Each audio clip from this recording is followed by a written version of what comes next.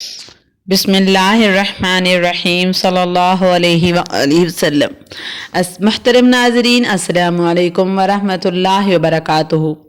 سیدۃ النساء عالمین، طیبہ، طاہرہ، عابدہ، زاہدہ حضرت فاطمہ کی پیدائش کے وقت کیوں آپ کی والدہ ماجدہ حضرت بی بی ختیجہ کو تمام دائیوں اور مکہ کی خواتین نے اکیلا چھوڑ دیا؟ وضع حمل کے وقت کیوں قریش کی عورتوں نے حضور اکرم صلی اللہ علیہ وآلہ وسلم کے خاندان سے بائیکاٹ کیا؟ حضرت فاطمہ کی ولادت کے وقت مکہ کے سرداروں نے کیوں حضور اکرم صلی اللہ علیہ وآلہ وسلم کے گھر کا گھیراؤ کیا؟ ان سب حالات میں حضرت ختیجہ نے حضور اکرم صلی اللہ علیہ وآلہ وسلم کی لاڈلی فخر کائنات حضرت فاطمہ کو کیسے جنم دیا؟ محترم ناظرین، حضرت ختیجہ مکہ کی ایک مشہور و معروف شخصیت تھی۔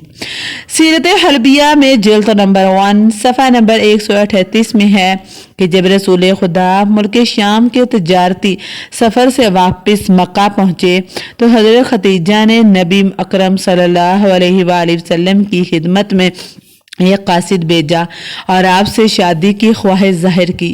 بعض تاریخ کتابوں میں یہ بھی لکھا ہے کہ حضرت ختیجہ نے براہ راست پیغمبر صلی اللہ علیہ وآلہ وسلم سے شادی کی بات کی۔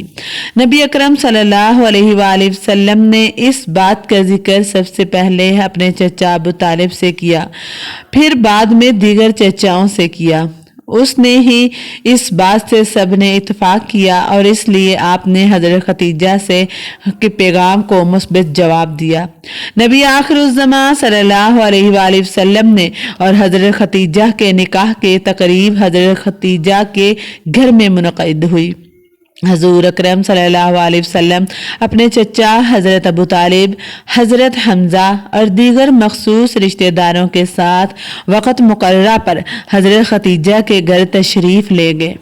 وہاں حضرت ختیجہ کے رشتہ دار عمر بن اسد اور ورقہ بن نوفل وغیرہ موجود تھے۔ حضور کے چچا ابو طالب نے نکاح کا خطبہ پڑھا اور حضرت ختیجہ کی طرف سے ورقہ بن نوفل نے جوابی کلمات کہے۔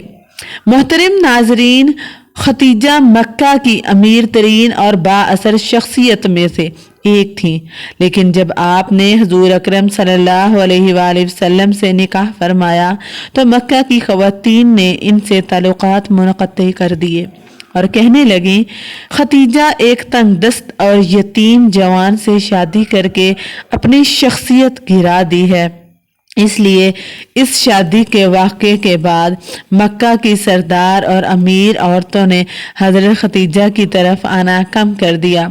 شب معراج کی رات جب حضور اکرم صلی اللہ علیہ وسلم جنت سے گزرے تو حضرت جبرائیل علیہ السلام نے آپ کو درخت طوبہ کا میوہ پیش کیا۔ جب پیغمبر زمین پر واپس آئے تو اسی میوے سے حضرت فاطمہ کی ولادت کا عمل شروع ہوا۔ اگرچہ معراج مکہ کے آخری ایام ہوئی، لیکن مفسرین نے لکھا ہے کہ معراج بھی نبی اکرم صلی اللہ علیہ وسلم کو کئی دفعہ ہوئی۔ ہیبیا کی کہ بہت سی احادیث ہیں، ہمیں یہ ملتا ہے کہ نبی اکرم صلی اللہ علیہ وسلم اپنی لاڈلی بیٹی حضرت فاطمہ کو بہت بوسے دیا کرتے تھے۔ ایک دن آپ کی زوجہ محترمہ حضرت عائشہ نے سوال کیا کہ آپ فاطمہ کو اتنا کیوں چومتے ہیں؟ تو نبی اکرم صلی اللہ علیہ وسلم نے فرمایا، میں جب بھی فاطمہ کو بوسہ دیتا ہوں تو مجھے اس میں سے جنت کی خوشبو آتی ہے۔ اس حدیث کو امام بخاری، امام سیوطی اور امام طبری کے ساتھ ساتھ تقریباً تمام حدیث کتب میں بیان کیا گیا ہے۔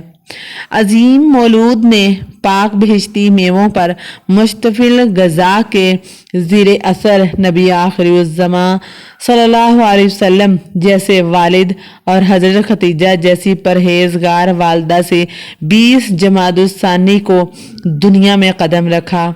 آپ سورۃ کوثر کی مفسرین تفسیر بن کر آئیں کہ جس سے مخالفین کے طعنے اور مذمتیں ناکام ہو گئیں۔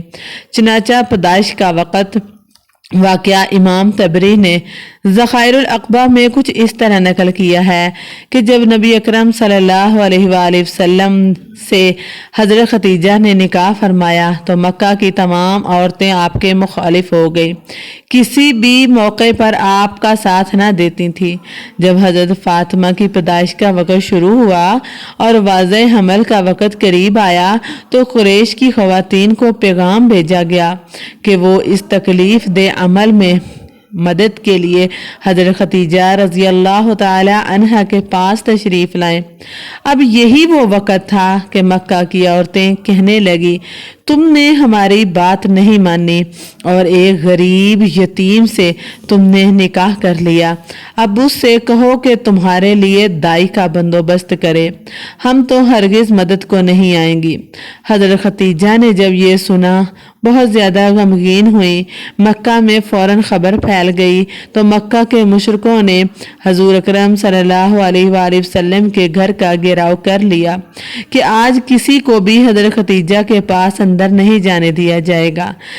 خیر، وضع حمل کا سخت وقت آغاز ہوتا ہے اور حضرت خدیجہ اکیلی ہیں، کوئی بھی مددگار نہیں۔ آپ کے دل کی دھڑکنیں تیز ہوتی گئیں اور لوگوں کی سرد مہری آپ کے لیے موجب تکلیف تھی۔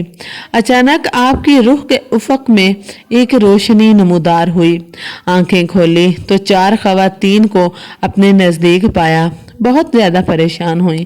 ان میں سے ایک خاتون کہنے لگی کہ پریشان نہ ہوں، ہمیں آج آپ کی مدد کے لیے بھیجا گیا ہے۔ یہ خواتین حضرت فاطمہ کی ولادت تک حضرت خدیجہ کے ساتھ رہی۔ حضرت فاطمہ رضی اللہ تعالی عنہ کی پیدائش کے بعد جب اس واقعے کا ذکر حضرت خدیجہ نے حضور اکرم صلی اللہ علیہ وآلہ وسلم سے فرمایا کہ عورتیں، تو انہوں نے فرمایا اور 2 عورتیں فرعون کی بیوی آسیہ مریم بنت عمران، سائرہ موسیٰ